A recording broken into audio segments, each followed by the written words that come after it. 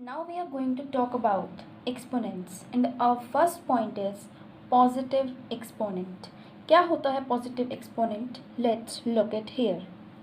Just suppose a is a real number and n is a positive integer. A is a real number and n is a positive integer. Then the term like a to the power n, this term is read as a raise to the power n. इस term को हम क्या कहते हैं? Exponent term कहते हैं. जो ये a है ये क्या कहलाता है बच्चों? बेस कहलाता है. और जो n है इसको हम पावर या फिर एक्सपोनेंट भी कहते हैं. अब a raise to the power n का मैथमेटिकल फॉर्म क्या होता है? इसको मैथमेटिकली हम a into up to n times a इस तरीके से लिख सकते हैं. जैसे कि फॉर एग्ज़ाम्पल मैंने लिखा 2 रेज टू द पावर 3. इसका मतलब मैं 2 को कितनी बार मल्टीप्लाई करने वाली हूँ? 3 times I am going to multiply 2. 2 into 2 that is 2 2 ज़ 4, 4 2 ज़ 8. Answer is 8. यहाँ पर एक इम्पॉर्टेंट चीज़ तो ध्यान रखने वाली है that is a raise to the power 0 is 1. This is important note. ये आप लोगों को हमेशा याद रखना है. Now come to the next point that is negative exponent. If a is a real number and n is a positive integer, then the term like a to the power minus n is known as negative integer.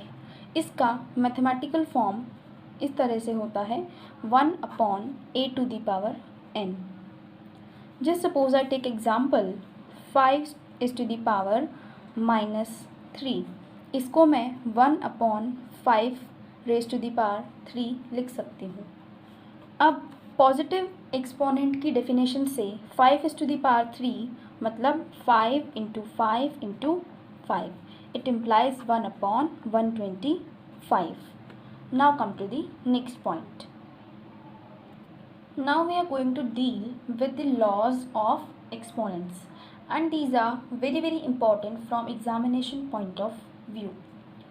Our first law is a is to the power n multiplied by a is to the power n is equal to a raised to the power m plus n.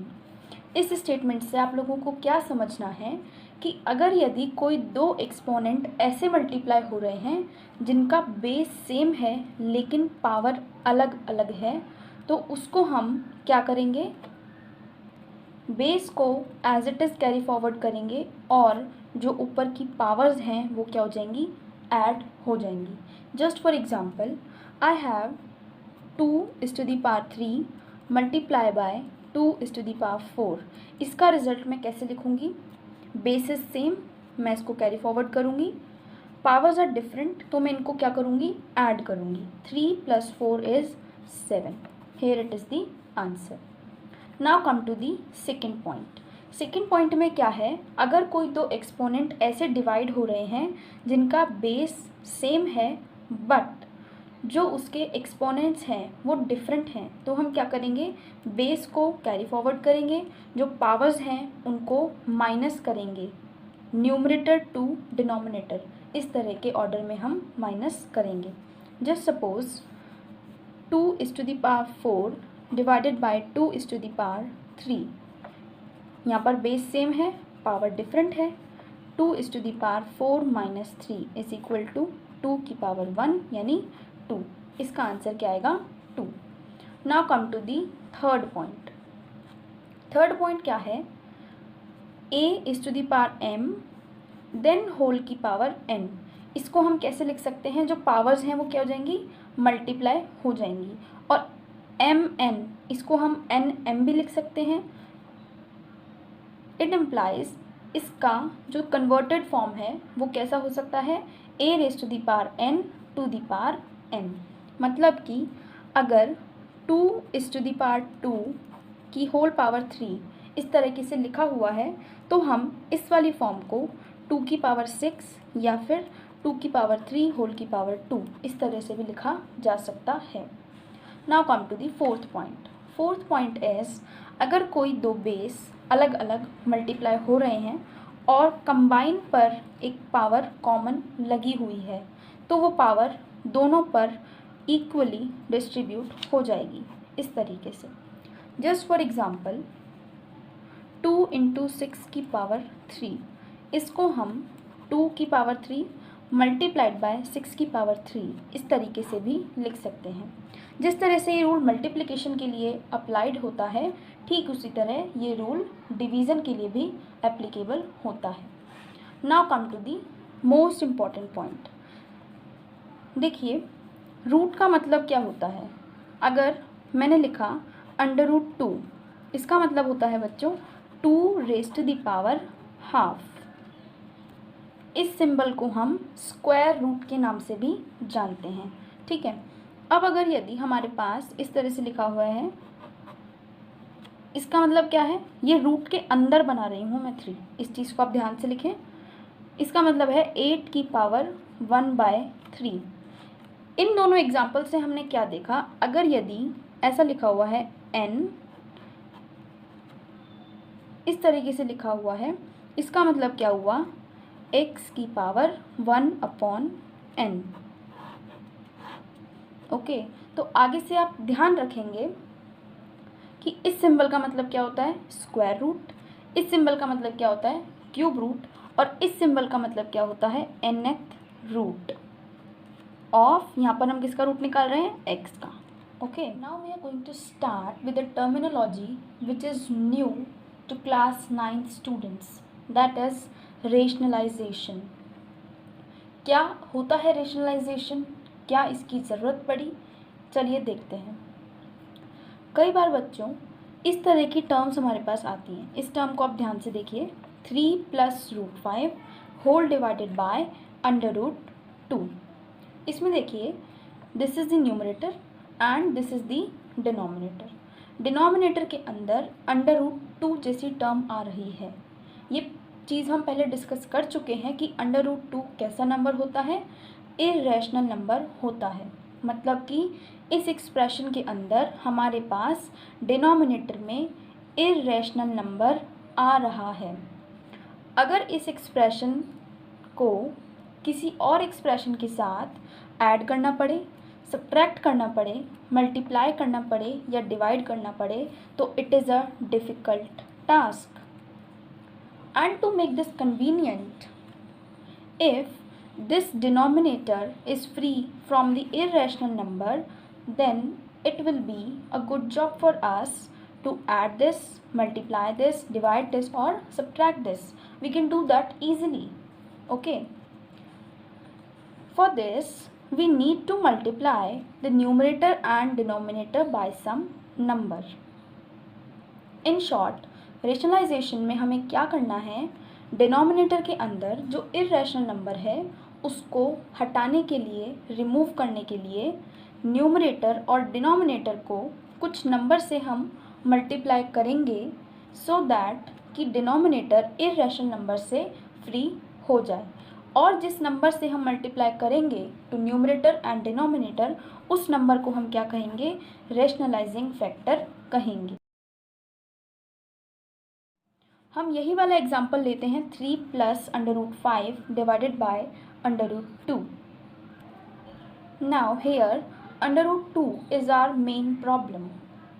अब आप एक ऐसा number सोचिए जिससे कि हम ऊपर नीचे मल्टीप्लाई करें और जो ये डिनोमिनेटर है ये इर्रेशनल नंबर से फ्री हो जाए।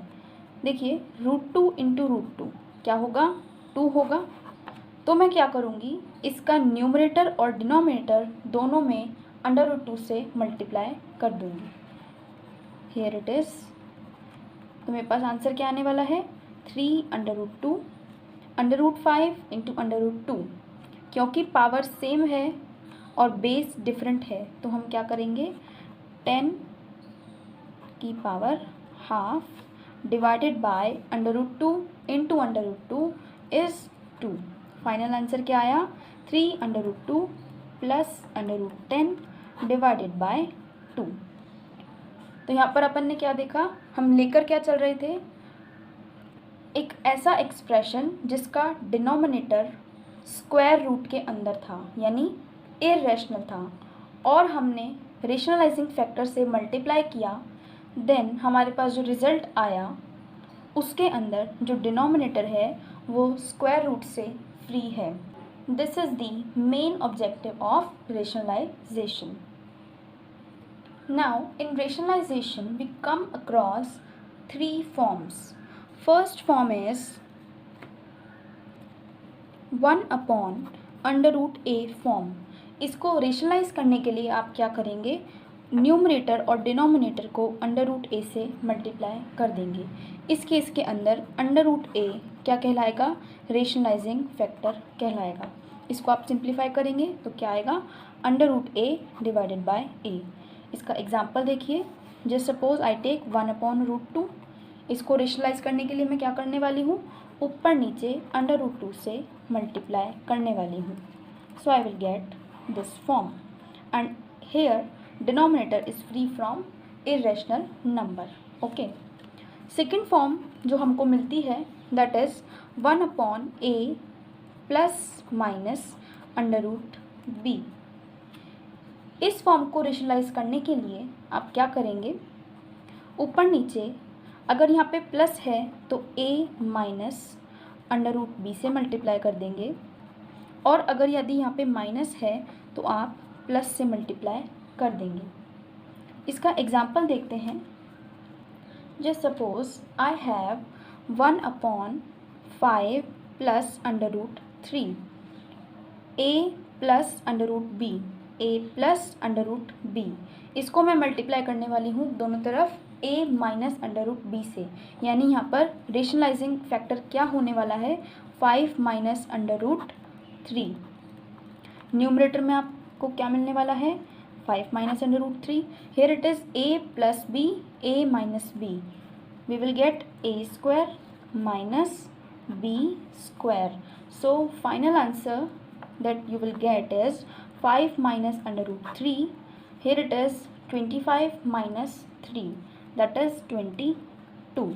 अब देख सकते हैं हम लेकर क्या चले थे, डिनोमिनेटर में हमारे पास कैसा नंबर था, इरेशनल नंबर था, लेकिन after rationalization denominator is free from rational number. That is the main objective of rationalization. Now come to the third form. Third form में क्या करते हैं, 1 upon under root A plus minus under root B. इस तरह की form मिलती है तो आप लोगों को ऊपर नीचे a अगर यदि प्लस है तो आप ये टर्म्स एज इट इज़ लिखेंगे, बस साइन अपोजिट कर देंगे। a minus under root b से क्या करेंगे, ऊपर नीचे मल्टीप्लाई करेंगे, और अगर यदि माइनस है तो ये टर्म्स एज इट इज़ रहेंगी, बस साइन क्या हो जाएगा, प्लस हो जाएगा। इसका एग्जाम्पल हम लेते हैं।